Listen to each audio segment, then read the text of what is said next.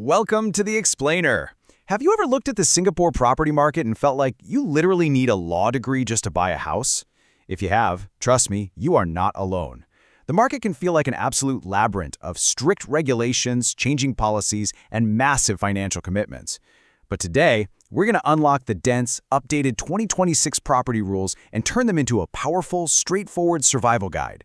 Whether you're aiming for your very first build-to-order flat or strategizing your way up to a landed property, understanding the exact boundaries of the game is literally the only way to win. We're going to break all this heavy data down into clear takeaways so you know exactly what your next move should be. Okay, let's dive into this.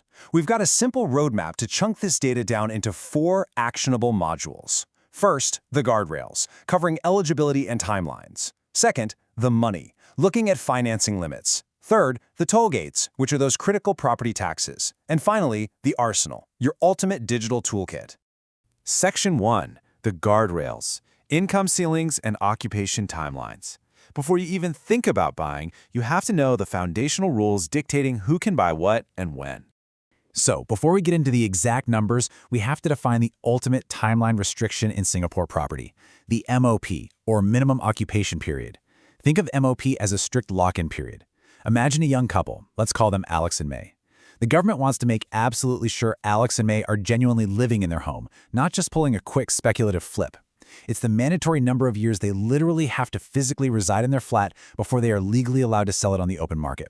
It is the most critical timeline in your entire property journey. All right, here are the hard numbers you need to lock in.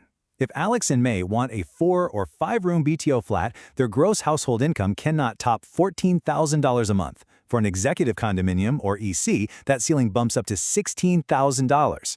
Now, your standard HDB flat has a 5-year MOP from the day you collect your keys, but check out this massive shift in the 2026 rules.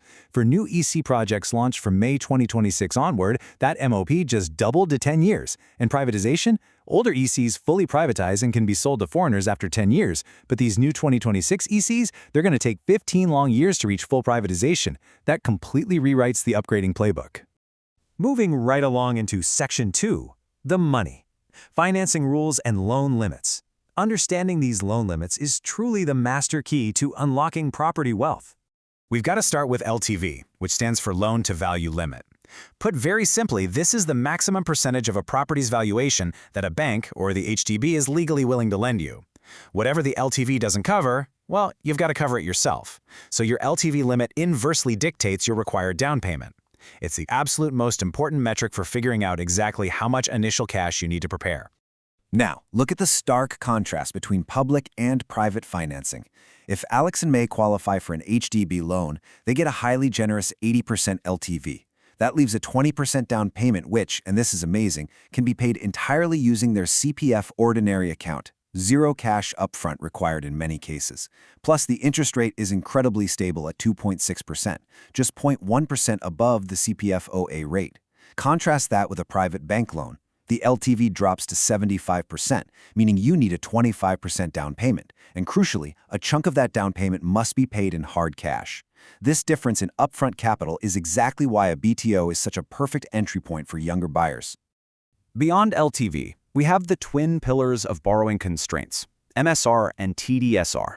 MSR is the mortgage servicing ratio, and TDSR is the total debt servicing ratio.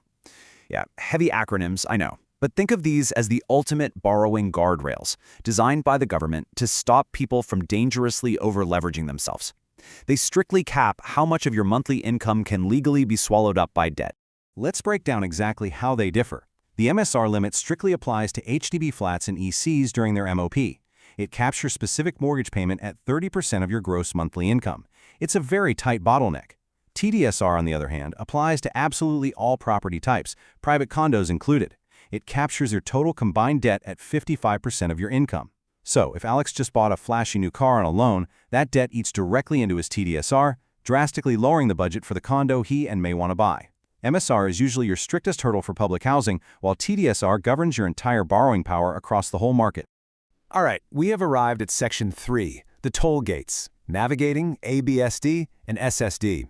I cannot stress this enough. Misunderstanding these taxes is the single most expensive mistake you can make. Meet the biggest toll gate of them all, ABSD, or Additional Buyer Stamp Duty. This is a massive tax penalty slapped completely on top of your standard buyer's stamp duty. The government uses ABSD as a surgical tool to cool down an overheating market and heavily discourage multiple property ownership. It is literally the ultimate deterrent against hoarding real estate. Here are the updated numbers you've got to know. A Singapore citizen buying their first property pays 0% ABSD. But if they buy a second property, boom, they're hit with a 20% tax. And the critical point here is that this 20% hit must be paid in cash. No CPF allowed. If Alex and May try to hold on to their HDB and buy a $1.5 million condo as a second property, that is a $300,000 cash penalty up front. Permanent residents face a 5% hit on their very first property, jumping to 30% for any subsequent ones. This is exactly why sequencing your buys and sells correctly is an absolute must. And then there is this massive, staggering number, 60%. This is the flat ABSD rate applied to foreign buyers for absolutely any residential property purchase in Singapore. If a foreigner buys a $2 million condo, they are handing over $1.2 million in pure tax just for the privilege of entering the market. It fundamentally changes the dynamics of who is buying high-end real estate here. Our second toll gate is the SSD, or Seller's Stamp Duty. While ABSD penalizes buying too much, SSD penalizes selling too fast. It's a strictly enforced anti-flipping rule that legally forces buyers into a medium-term holding pattern. It ensures everyone entering the market does so with a multi-year timeline, which brings a ton of stability to the overall ecosystem. Watch how beautifully this penalty decays over time. Try to sell a property within the first 12 months, you're hit with a massive 12% penalty on the sale price. In year 2, it drops to 8%. Year 3, 4%. But the exact moment you hold that property past the 3-year mark, the SSD penalty drops to absolute 0. The lesson here is crystal clear. In Singapore property, patience is literally profitable. Finally, Section 4, the Arsenal, your essential digital toolkit. Time to shift from theoretical rules to practical action. First up is your foundational layer, the essential government portals. Think of this as your command center. My HDB page at hdb.gov.sg is where you go for BTO applications and that crucial HFE letter. Need to calculate those massive stamp duties? Hit the IRS site. SLA handles your land titles, which you definitely need if you're buying landed homes. The CPF board website is where you figure out your housing usage limits. And the MAS dashboard gives you the official overnight interest rates, which totally dictate your bank loan costs. Next, how do you actually build your market intelligence? You cross-reference. URRealist is the absolute gold standard for official private property transaction data. For public housing, rely on the HDB portal's resale registry. To see what's currently listed on the open market right now, Property Guru gives you the widest search net. And for analyzing historical price trends in a specific neighborhood, SRX is an incredible tool.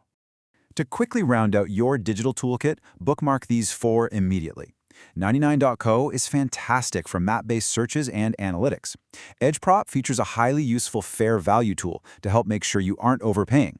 Next is CBS, the Credit Bureau Singapore. Whatever you do, check your credit score here before ever applying for a loan. A bad score can absolutely derail your entire plan.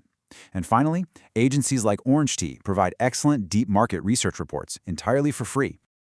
And with that, we've decoded the guardrails, mapped out the financing, exposed the toll gates, and handed you the digital toolkit. You now hold the master key to the rules, the taxes, and the tools of the 2026 Singapore property landscape. You literally have the exact same data that professionals use. The knowledge is entirely in your hands now. The only question left is how will you play the game? Thanks so much for joining me on this explainer. Make sure to hit that subscribe button right now and stick around because in our next episode, we are diving into another massive real estate deep dive. See you then.